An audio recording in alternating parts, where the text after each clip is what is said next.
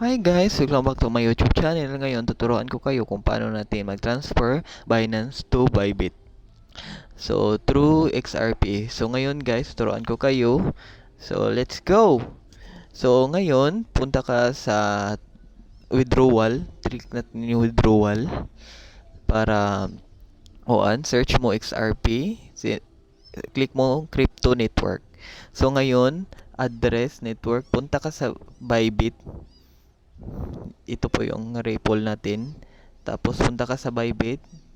Tapos uh, sa XRP. Pagkatapos, nandito na tayo sa Bybit. Asset, click mo yung asset.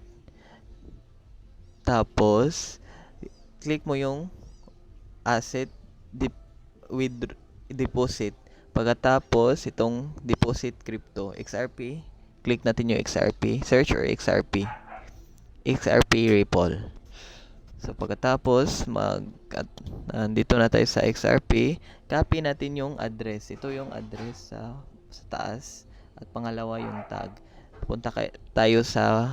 Balik tayo sa Binance. So click natin yung address. Pagkatapos balik tayo ulit sa Bybit para kunin yung tag.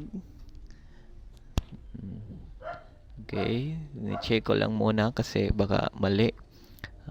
Balik tayo dito.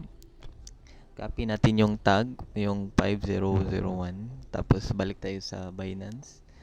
Okay, ito na yung erase natin yung tag na kuan, yung bag talaga yan.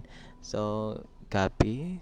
Pagkatapos, na-check ko na lahat, pwede natin i-click yung withdrawal. So, pagkatapos, click natin yung withdrawal. Okay, check ko talaga. So, pagkatapos, check ko kung withdrawal. At yun na nga. Kinonfirm ko na. Pagkatapos, pag-confirm, nag-process na siya at andito na sa Bybit spot. Then guys, maraming salamat.